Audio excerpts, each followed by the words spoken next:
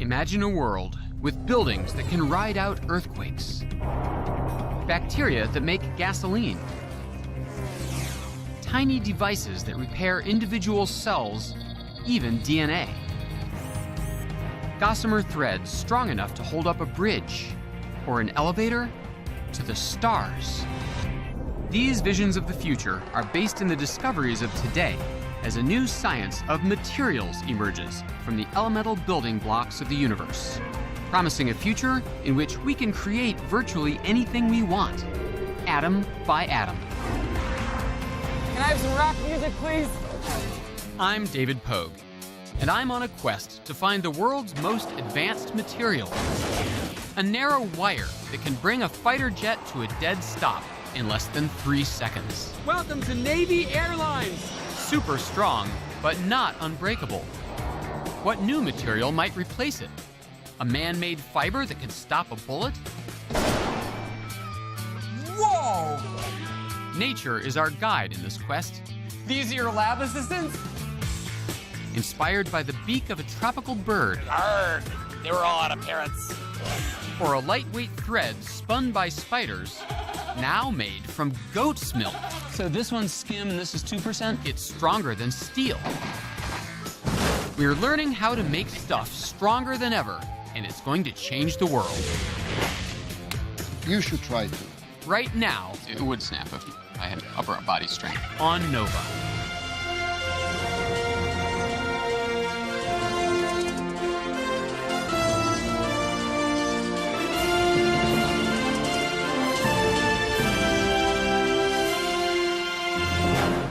Major funding for NOVA is provided by the following: David H. Koch and HHMI. Howard Hughes Medical Institute. the Corporation for Public Broadcasting and viewers like you. Thank you. Major funding for making stuff is provided by the National Science Foundation, where discoveries begin. Additional funding is provided by the U.S. Department of Energy's Office of Science and by American Elements, the world's manufacturer of engineered and advanced materials. American Elements. Now, invent.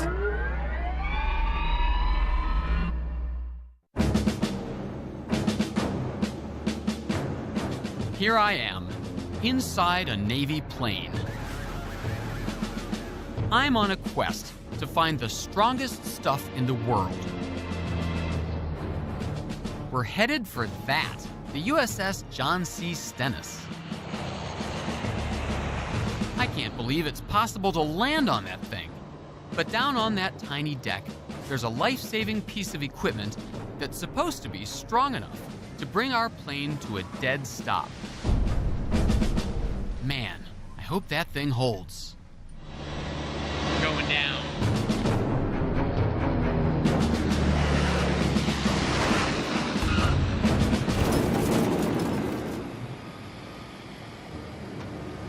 Whoa. I really felt that. Now I want to see how it works.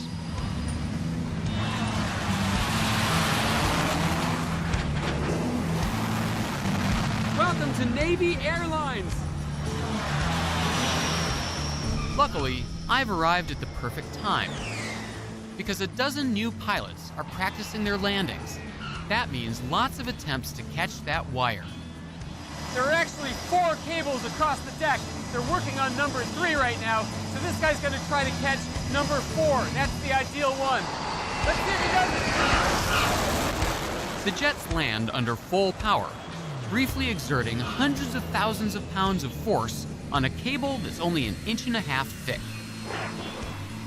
How is it possible that such a thin wire can have so much strength? I head below deck to get a closer look. So I think I understand how these planes land, because I came in on one of these planes. The plane has a hook underneath, and then there's this big steel rubber band on the deck that stretches a little bit and then unstretches. Am I right? No, sir. It looks like that, yes it does, but that actual rubber band that you're talking about, the actual wire, comes down here and actually leaves from here. This is actually the cable that you're going to see going across that flight deck. Every time a plane hits the cable, this powerful hydraulic piston goes into action. By spooling out wire at just the right speed, it counteracts the momentum to slow the aircraft. The bigger the plane, the harder it pulls. It's designed to withstand a truly massive load. The braking strength of the cable is 215,000 pounds. That's enough strength to stop 4 F-18s at once. And it's all thanks to a strong material that the Navy trusts above all others. The entire ship is made of steel. Don't believe me? Tell it to the magnet. Steel. Steel provides the structural strength of the bulkheads and the decks. Steel. And of course, the all-important arresting cable. In the quest to find strong materials, steel is a great place to start. Our modern civilization is built on the stuff. But where does it come from?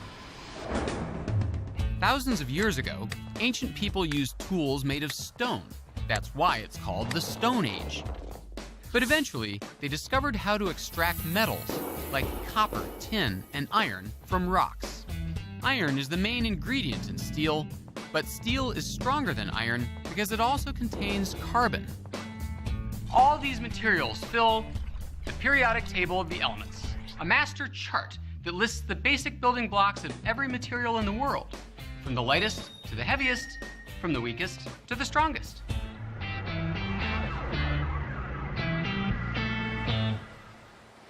The ability to withstand pulling forces is called tensile strength, and steel has it in abundance. But it's not unbreakable. Each time a plane hits the wire, the impact takes a toll, with potentially disastrous results. In 1993, this fighter had nearly come to a complete stop when the cable suddenly snapped. The plane was lost, but the pilot ejected to safety. Sudden failures like these are rare because the crew doesn't wait for the cables to wear out. So the doubled up cable down here on the pulleys, you replace that how often? Every 2,000 arrestments. And they're connected to one across the deck up there that has to be replaced every... 125. How come so much more often? Well, the one on the deck, we call it the cross-deck pennant, or CDP. The CDP takes the blunt force of the tailhook, metal-to-metal contact, at 130 to 140 miles per hour, 125 times. It's amazing that they haven't found some material in the whole world that would last more than 125 landings. I don't know of any metal that can do that yet. Steel has incredible tensile strength. But can it be improved? Can we make this stuff even stronger? That's what Elwood Steel has tried to do for the last century. They've developed and produced high-strength steel for everything from aircraft crankshafts in World War II to high-performance windmill generator shafts and other steel components. It's all based on the same basic materials first combined thousands of years ago. The end product steel is a mostly iron, 99% or so iron with a little bit of carbon. First we melt it, and then we refine it. We remove all the impurities we can to get the properties that we need from the steel. At this plant, the raw material is scrap steel to be recycled. First, it's loaded into an electric furnace for melting. When the mix reaches 3,000 degrees Fahrenheit, the liquid metal pours out of the bottom of the furnace into a ladle. Today, they're making steel for jumbo jet landing gear, extremely strong and stiff. Besides iron and carbon, the recipe calls for several additional elements, added in precise quantities. After cooling, a simple test reveals whether the steel has the right amount of tensile strength. When we pull a piece of steel, we measure how much it stresses, and we keep increasing the load and watch it stretch until it eventually breaks. The The more force it can withstand, the greater the tensile strength. Where does steel's remarkable strength come from? In metals like iron, the atoms are packed together like sheets of marbles. But when pushed or pulled, they can slip and slide past each other. But steel also contains carbon. The carbon atoms fit in between the iron atoms, limiting their freedom of movement and making it harder to pull them apart. Steel makers long ago learned that by adding more carbon, you can increase the steel's tensile strength, but you give up flexibility, which is something that the arresting cable needs to wind and unwind. The trick is to find just the right balance. Including steel, there's always been a trade-off between very high hardness, high strength, and flexibility. Steel has provided a very good combination of high strength and good flexibility for many applications. That's why it's so widely used. Without steel's tensile strength to resist fracture, elevator cables would snap, and bridges would crack in two. That alone makes it an incredibly valuable, strong material. But steel protects us in other ways, too. Car makers depend on a different kind of strength in steel, which is on display at the Outlaw Motor Speedway in Muskogee, Oklahoma. Materials scientist Mark Eberhardt is here to help me understand what makes car bodies strong. And to do that, we first have to watch them break. Mark, you're a prominent scientist, author, teacher. Why are we at a dirt track in Oklahoma? I've been fascinated with understanding why things break since I was about 6 years old. You can go into a lab and you can do real detailed experiments. They don't capture the full beauty of why things break. This is the place to come to really understand what a person means when they say strength. We're the Starsky and Hutch of science nerds. Can I have some rock music, please?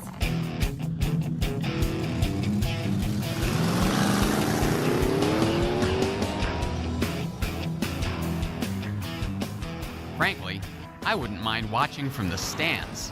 But Mark insists that only by becoming crash test dummies ourselves can we understand how steel makes car bodies strong.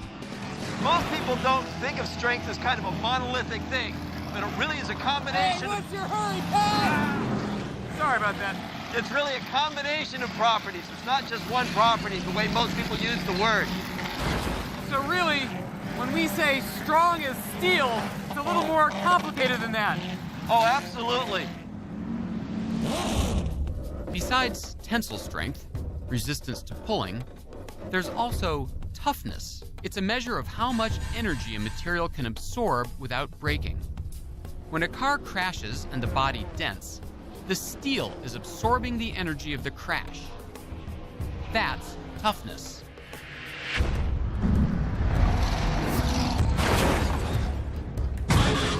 During our 100 laps, the car took some serious hits.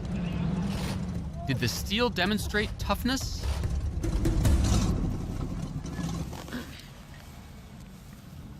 You know, it's not all that much different from Manhattan at rush hour. Let's check this puppy out. There's some damage over here. The body got creamed, but the steel didn't break. It's dented, yet still intact. Our driver, Danny, suggests an even more extreme test of steel's life-saving toughness. So what do you got set up for us here? We're gonna take this car, we're gonna send it into the wall and see what we can tear up. Danny locks the steering wheel in place and opens the throttle. Now, it's up to me to do the honors. In the name of science!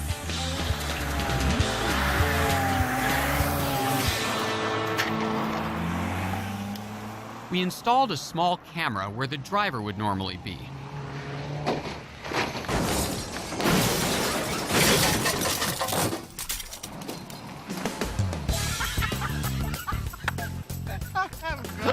The impact was far more intense than anything we experienced during the race. Mark, talk us through what's going on here. What we can see here is that we've exhausted a lot of the energy in just crumpling this thing up. I think we knocked the axle all the way back. Tell me, is that the case, Danny? It looks like it. We knocked it all the way back into the firewall. That deal will buff right out. Would you live, Danny? I would have had a heart attack somewhere between there and here. I don't know. Amazingly, the car took everything we threw at it. If the material hadn't been tough, if it had been too brittle, the damage would have been lethal. But in this case, people would have survived because the steel absorbed the energy of the collision. The amount of carbon in the steel is low enough to let the atoms move just a bit, allowing the steel to bend but remain intact. That's toughness. Who says science can't be fun? That was pretty cool.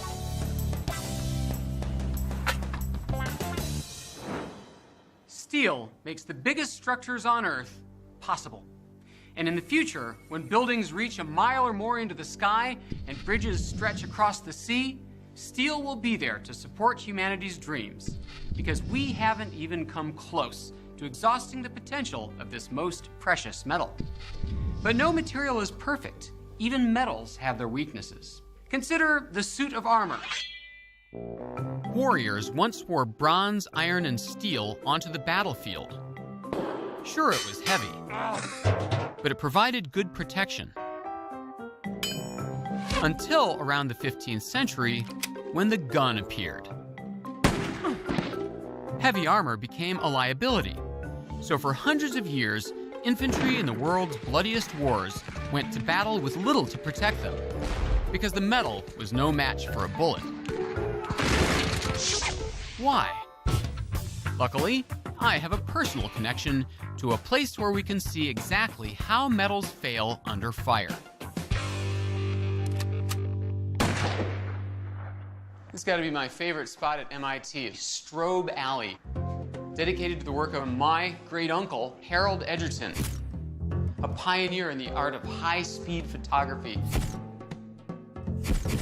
I remember when I was a kid, he was always showing us pictures of what he was doing. You know, smashing light bulbs, shooting bullets through apples, stuff like that. I thought, that's the coolest job in the world.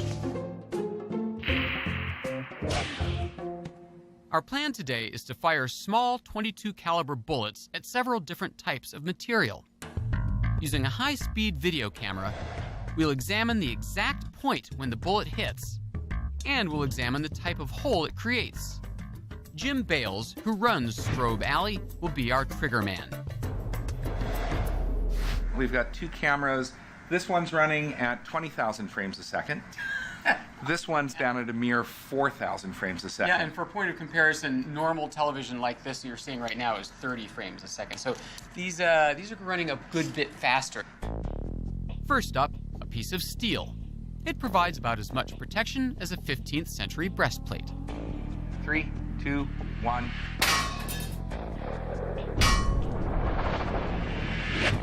Even this small caliber bullet easily penetrates, leaving a jagged hole. Looks like someone just ripped a hole in a piece of paper. To provide enough protection for a soldier's torso, this steel would have to be 10 times thicker. It would weigh an unwieldy 100 pounds. What about a lighter weight material, like aluminum? We see it mostly as flimsy rolls of foil, but some forms of aluminum are just as strong as steel and are widely used in aircraft construction. Could aluminum serve as armor?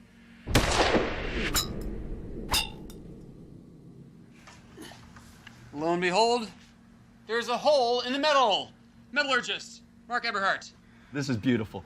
The energy of the bullet, or much of the energy, went into folding that metal back. The aluminum shows even more tearing at the point of impact. Pieces of metal light enough to be worn as armor aren't tough enough to stand up to the focused energy of a gunshot.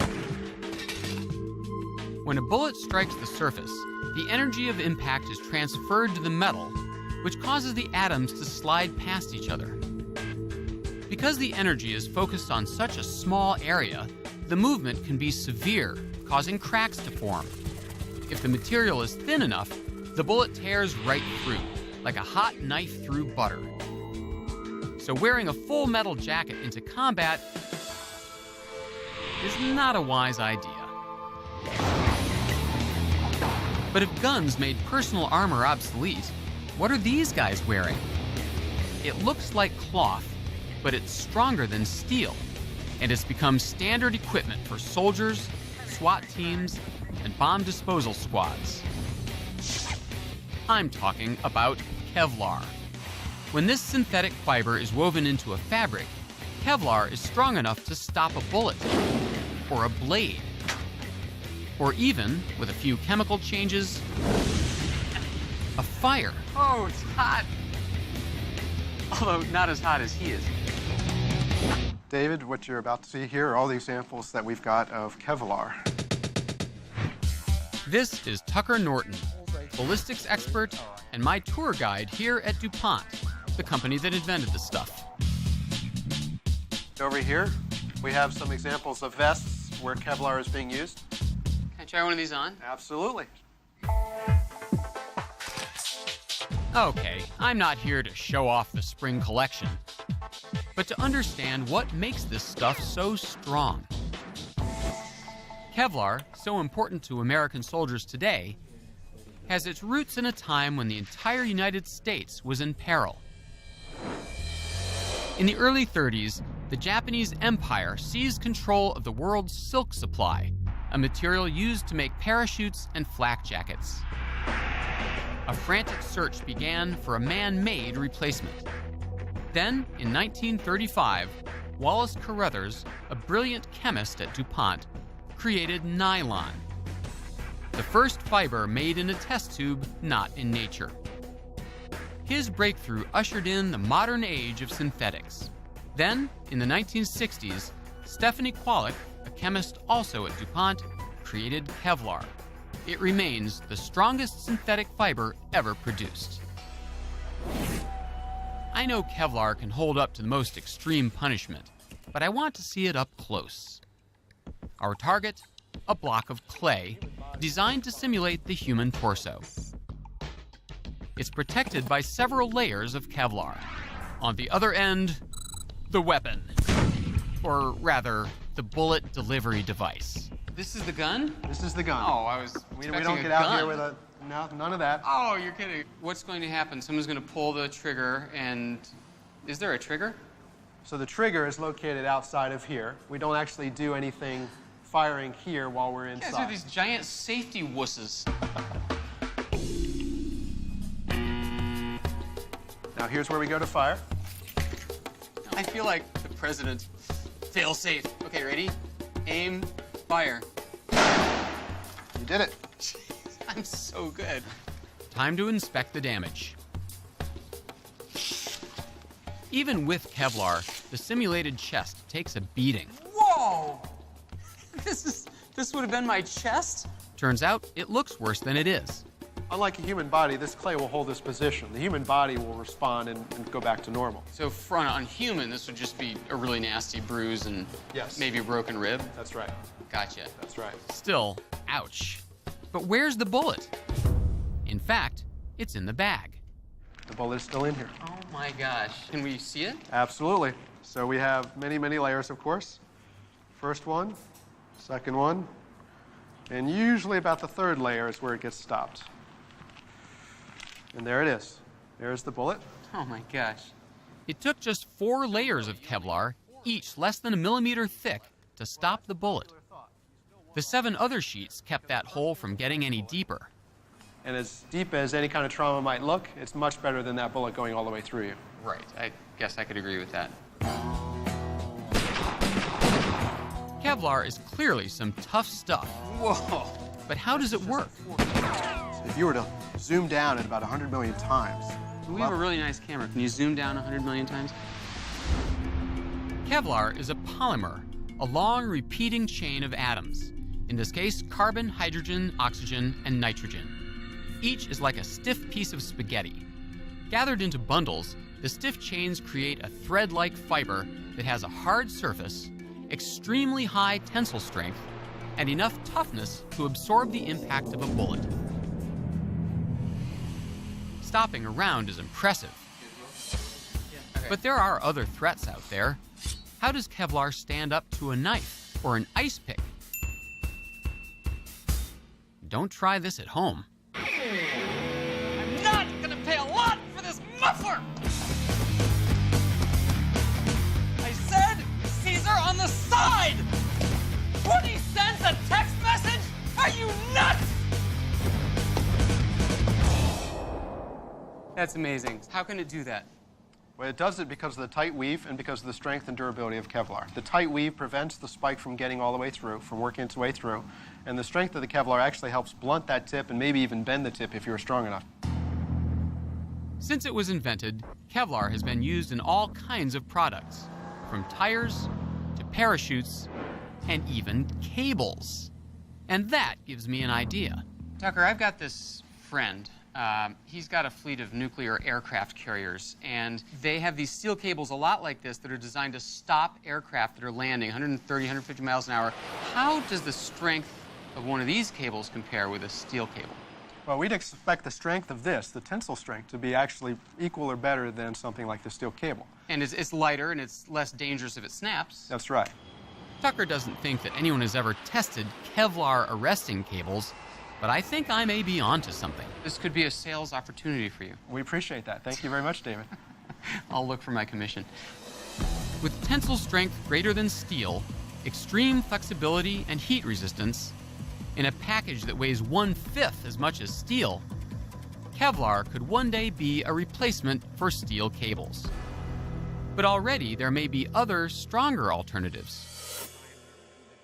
Scientists like Ray Bachman at the University of Texas are exploring the remarkable properties of a brand new material, the carbon nanotube. Dave, this is one type of carbon nanotube. This is what it's all about right here. This is what it's all about. You know, I had a hunch it'd be like this. I just thought they'd be smaller.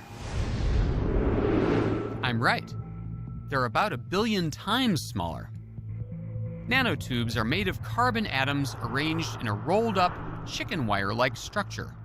Besides nanotubes, there are other forms of pure carbon, like diamond, and graphite, the stuff of pencil lead. Nanotubes get their strength from the extremely strong bonds between carbon atoms. These carbon nanotubes can have spectacular mechanical properties, spectacular strength, and very high toughness. And you make them here in this very lab? Yes, we do. Ah, so this is where it all happens. This is where the process begins. And guess what? It's not even that difficult. Here's all you need. 1.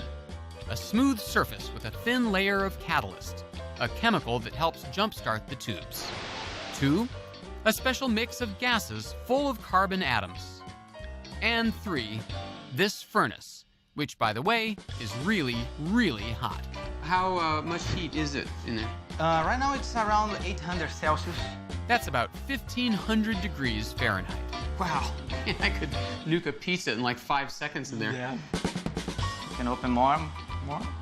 Oh man, that is blasting heat. Oh, I see the little black wafer in there. That's it? Yeah. That's nanotubes? Yeah, exactly. Wow, that is very cool. Baking away in there. Wow, it's like a nuclear tanning bed. After just a few hours, the wafer is covered with a thick black fuzz. So it looks just like a piece of black velvet. So if I were to really look in close to that, what would I see? What's it really look like under the microscope? Well, we call this array of carbon nanotubes a nanotube forest. The name is apt. Each nanotube looks like a tall, thin bamboo tree, hollow inside. So thin that if you could scale one up until it was 1 inch wide at the base, the top of it would reach 2 miles into the sky. Now picture nanotubes by the billions, all standing shoulder to shoulder, and you have one of Ray's nanotube forests. There are, in fact, about 200 billion of the carbon nanotubes in that area. Hold on one second, I'm gonna count them. Actually, I shouldn't be touching these. Scientists don't yet know if they're toxic. Even so, there's already a rapidly growing market for nanotube particles as strength additives for tennis rackets, bicycle frames, even high-end car bumpers. Many products already incorporate carbon fibers, which are part carbon, part plastic. But nanotubes have greater tensile strength and toughness. Ray has set his sights on making super strong materials that are 100% pure nanotube, made from his nanotube forests. These aren't just ordinary carbon nanotube forests. They are nanotube forests that have a very special type of connectivity between nanotubes. When we pull out one nanotube, that nanotube pulls out its neighbors, who pulls out other neighbors to self-assemble a yarn or a sheet. Expert nano yarn spinner Kai Lewis gives me a hands-on lesson. Would you like to try? This I recognize. This is that. First, we start with a forest on a wafer. So you can just grab on to this little orange tab. Okay. Now don't make it too high of an angle and make Okay. sure it doesn't touch the edge, and just pull out, Fast or slow? whichever you feel comfortable with. Oh, dude. As I pull on this little tab, nanotubes are coming off the wafer, hooking other nanotubes and pulling them off the slide. Try faster. I'm so good at this.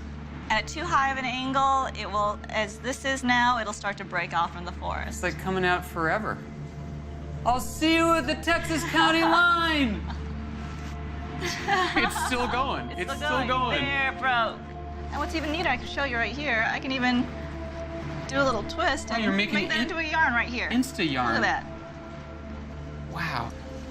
It's about 1/100th of a human hair. Oh my gosh, it is like steel. I'm pulling really hard. You probably can't even see that. In fact, And it look will at this. stay. It's so fine, you can't even see. Oh, that helps. Keep twisting. Keep twisting. Keep twisting. Okay. It's amazing. It's stronger than steel. Stronger than steel? So why then don't you take a bunch of these, twist them together, and make this super cable that'll be like bridge suspension cables and aircraft carrier cables? Can you imagine spinning a bunch of these all day long to make into a rope that's a foot in All right, diameter? so go the other way. Make the aircraft carriers really, really small. Kai does have a point, for now. But in the future, materials we make may be strong, light, and cheap enough to build incredible structures. A bridge across an ocean suspended by fibers like Kevlar or nanotubes. A geodesic dome over an entire city, its structure made of carbon. And in the future, we may not merely make these materials, we may grow them. That's what Mother Nature has been doing for hundreds of millions of years, engineering strength into the bodies of animals, one atom at a time.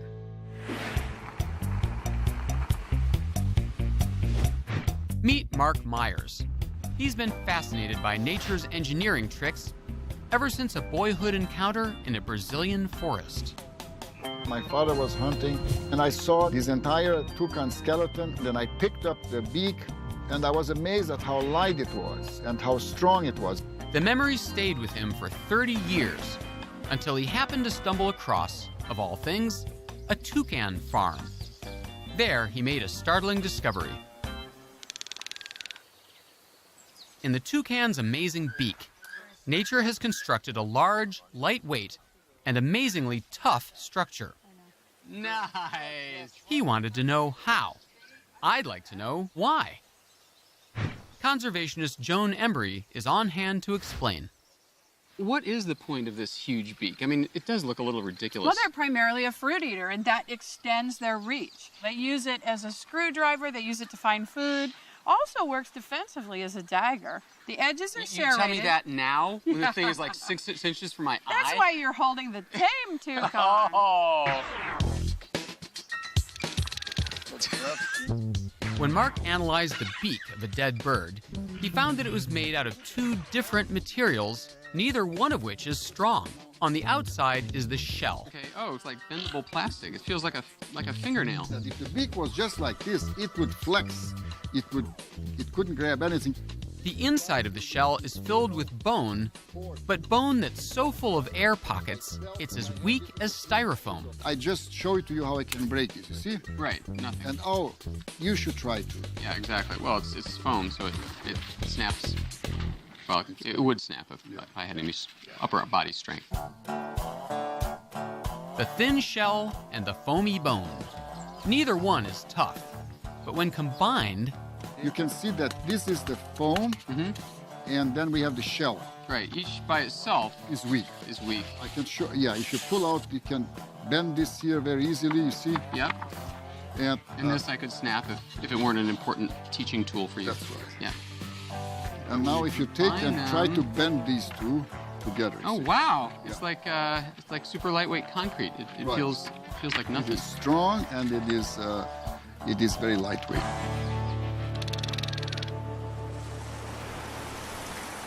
Mark was amazed that evolution had solved such a difficult engineering problem.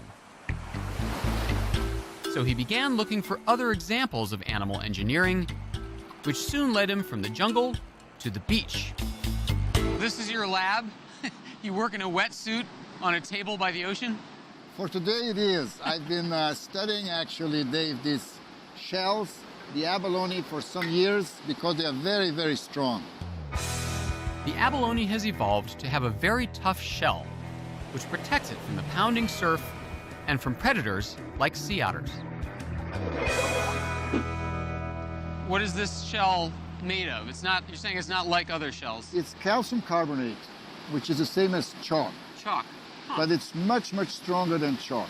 Yeah, chalk is not especially strong. I noticed by pure coincidence there's a piece of chalk right here, and I don't think of chalk as sea otter proof. I mean, it just crumbles. It crumbles. The fact that it pulls apart so easily shows that chalk has very little tensile strength or toughness. But that's not the end of the story. Mark tells me not to be fooled by chalk's apparent weakness because it's actually a very strong material. And I was never any good with dominoes.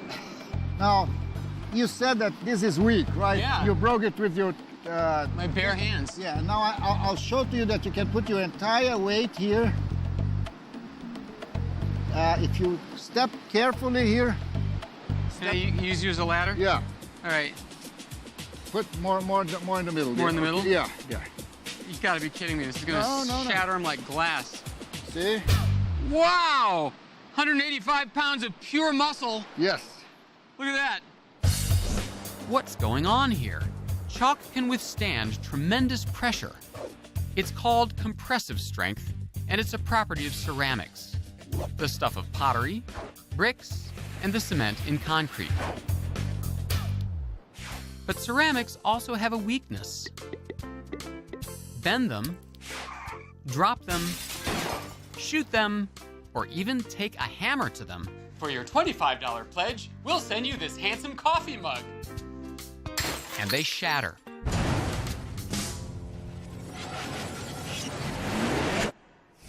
As with other materials, the strength or weakness of ceramics is determined by how their atoms bind together. Chalk is made of calcium, carbon, and oxygen atoms, which are bonded together tightly with no wiggle room. They can't slide past each other. That lets them stand up to tremendous pressure. But if a small crack manages to open a space between the atoms, it can quickly spread. That's why materials like chalk, even though they have high compressive strength, often seem fragile. Take glass, another fragile material. Mark insists that it also has high compressive strength, even more than chalk. Frankly, that seems hard to believe. Okay, here we go. I'm gonna wind up with an ankle full of glass. Oh my gosh, the chalk is one thing, but these little skinny wine glass stems, something else entirely. Now, are you willing to try it with 3 or 2? No.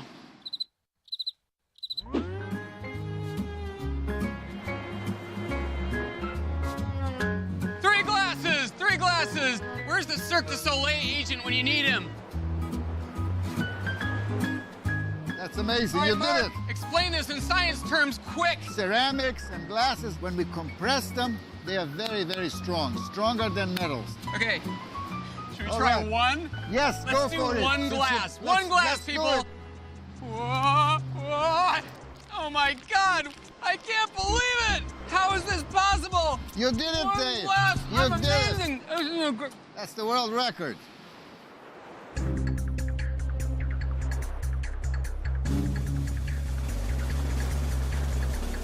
Oh my gosh. One glass, people. One glass. Watch quickly. While that is impressive, the abalone shell blows glass and chalk out of the water, so to speak. Like the toucan shell, it combines two materials to make its fortress of strength and protection. Its shell is 95% calcium, carbon, and oxygen, just like the chalk. But it doesn't have the same brittle weakness. It's not fragile. You're saying this is 95% the same as this, Now but try to break this. This one, really? Yeah, go ahead. This would cost a fortune at the gift shop. No, go ahead. I dare you. Okay, if I were a sea otter, I would be a terrible failure. It's completely. No. The shell demonstrates both compressive strength and toughness, the ability to absorb energy without breaking, thanks to the way that the abalone has engineered its protective cover on a microscopic scale. As it constructs its shell, the abalone gathers calcium, carbon, and oxygen from the environment to build rows of tiny hexagonal plates. Each plate is brittle, but between the layers, the abalone inserts a protein, a long biological chain. That small addition acts like a shock absorber between the plates. The resulting shell is far less brittle, much tougher, and more crack-resistant than simple chalk. As we learn to apply the lessons of microscopic structure, engineers may one day build pressure-resistant ceramics and glass from the atom up. Beautiful buildings of sculpted concrete that will never crack and will last 1,000 years. Or a deep-sea city with a spectacular view. But when it comes to strong, light, and flexible materials built atom by atom, another natural material may hold the key. It's not new. In fact, it's been around for hundreds of millions of years. It's spider silk. Spider silk has been shown to have more tensile strength than steel and Kevlar. It can stretch to 140% of its length without breaking and remains flexible even in extreme cold. It's also so lightweight that a mere pound of the stuff could form a single strand long enough to stretch around the equator. But could we ever harvest enough to put it to use? I paid a visit to the American Museum of Natural History in New York, where I met Nicholas Godley. This is it. This is your baby? This is the big one. Who enlisted the help of more than 1 million spiders to make this breathtaking piece of fabric. It's the largest known textile and sample or piece of spider silk in the world. To truly appreciate this remarkable material, you have to feel it. The main piece is so valuable, it's off limits, even to its creator. But Nicholas has brought a smaller sample. It feels really, really, really soft. Like animal wool or something. I challenge you to break off this piece. I'm gonna break before it does. Okay, it does not break. It's like pulling a strand of steel. Wow. It's beautiful, and it's super strong. Could we ever put spider silk to practical use? It's very difficult, obviously, to do this on a commercial scale. And it took 1,063,000 spiders, roughly, to make. Jeez. It takes about 20 minutes for each spider, and they produce about 400 yards of thread. Each thread was pulled by hand from a spider's spinneret. It took 4 years and millions of strands to weave this 11-foot-long masterpiece.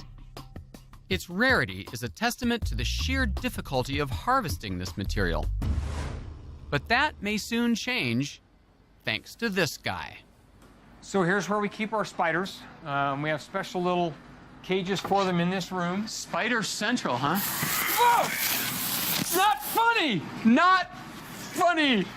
You're now an official Spider-Man affiliate. This is Randy Lewis, a biologist at the University of Wyoming who's stuck on spider silk.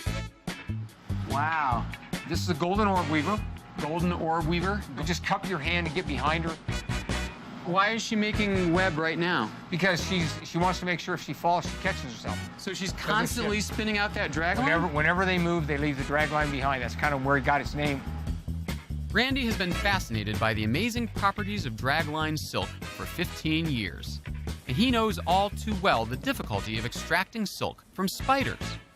So he set out to find a way to mass produce the stuff in hopes of revolutionizing the world of strong materials. Wyoming is ranch country, so when Randy began to consider how to solve the problem, his thoughts turned to livestock.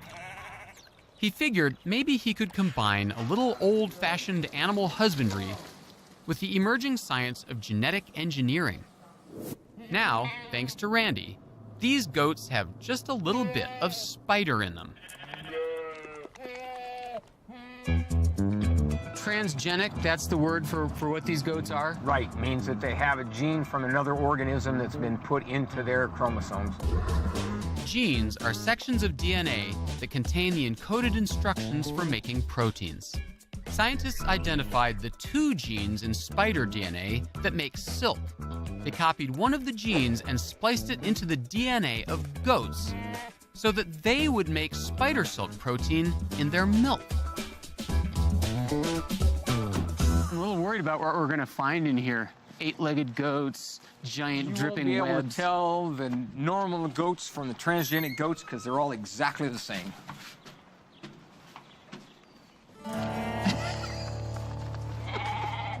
Oh, I had a dog like you once.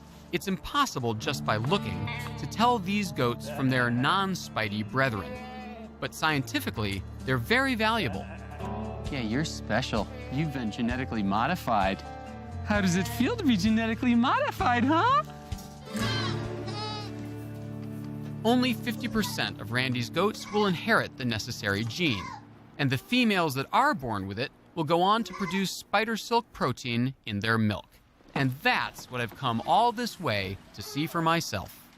Can I try it? You're certainly welcome to. We normally use the electric just because it's a whole lot faster, but you're welcome to. Faster, but you've never seen me milk a goat. All right, well, you're about to find out here. So this one's skim and this is 2%? Well, in this case, they're both spider silk, so you can choose either one you want. Okay, so I just grab and tug, just like... Right, just squeeze down. You can use your fingers and just... Wow. What % of this milk is spider silk stuff? For most of these, it's relatively low, so we're talking about maybe 1 to 2%. Gives 2% milk a whole new meaning. That's right, 2%. Yeah, we'd love to see 10%, but we'll take 2% at this point in time. Next begins the painstaking process of coaxing the silk protein out of the milk. So we take the milk that we collected out at the farm, we pump it onto this column, which has a whole bunch of very small tubes in it. All right. Tubes have holes in it so that the spider silk protein and the milk proteins come out of the tubes and it keeps the fat inside. So what's left is basically goat skim milk. Exactly. Eventually, Randy comes away with a vial of highly concentrated silk protein. How much milk went into making this tiny drop of... From our best goats, that would be about a quart milk. Wow. And then how much silk can you get out of this? We can get at least 2 to 3 meters. Wow. All right, let's have a look. The final step is the most delicate. Randy's team takes the protein liquid and slowly injects it into an alcohol bath, which causes the liquid protein to solidify into a strand of actual spider silk. So this is it. So this is your man-made spider silk. This is man-made spider silk. Now, to prove its mettle, Randy loads the strand into a machine that measures tensile strength. Look, you can start to see it moving. It is. It's straightening out. The silk stretches as it resists being pulled until... It just broke. I'm sorry, Randy. But there's nothing to be sorry about. a computer measures the force it takes to break the sample, telling them its tensile strength. Remember, the tensile strength of steel, its resistance to being pulled, is what kept my plane from plunging into the ocean. The tensile strength of spider silk appears to be greater than steel or even Kevlar. Not as strong as carbon nanotubes, but more flexible, easier to make in long strands, and certainly not toxic. We are stronger than Kevlar, we're stronger than steel, we're not stronger than the natural silk. The spider silk protein demonstrates nature's ingenuity. Its structure is comprised of 3 distinct sections. Randy compares one of those sections to children's building blocks. So if you look at a molecular model, what you see is that they have little pins and little holes just like Legos. So if you take and put them together and stack them up like this, and you try to pull them apart. These are proteins here? These are the proteins, and that's part of the protein. We try to pull it apart, it doesn't pull apart. Okay, so if I'm pulling this way and this way, and this is the drag line, and it's not coming apart. That's right. So that's one part of the drag line. Proteins, good for you, okay? So 400 million years, spiders been playing with Legos. The second section of the protein is stretchy. For elasticity, they have something that literally looks like a molecular spring. When you pull on the ends, right, it stretches. Okay, so this is... And that's the elasticity. This would be a different protein? No, it's the same protein. It has different parts. Okay. So we have, in the same protein, we have Legos. Right. We have springs. Okay. And then in order to put them together, we have zippers. Zippers hold things together very well, but they have some flexibility. So you have a way of being able to put this together with a spring. It might be too tight to do that. So you put a zipper in between, and now you have dragline silk.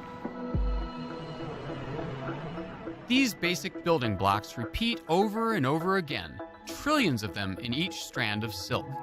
The complex structure is evolution's way of enhancing the strength of the common raw materials found everywhere in nature.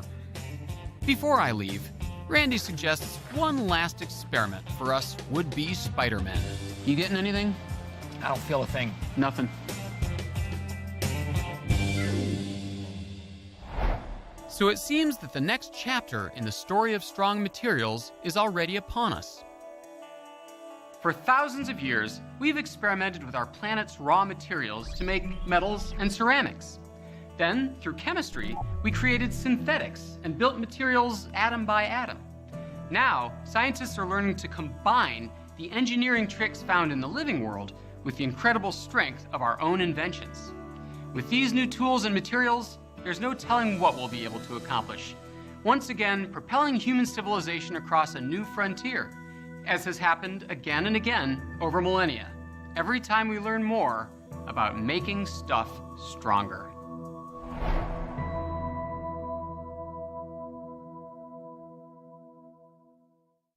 The exploration continues on NOVA's website, where you can investigate the hardest, strongest, and toughest stuff on Earth. Dig into the chemistry that makes some materials rock solid and others flimsy. And take our Facebook quiz. Is your personality more like Kevlar or spandex?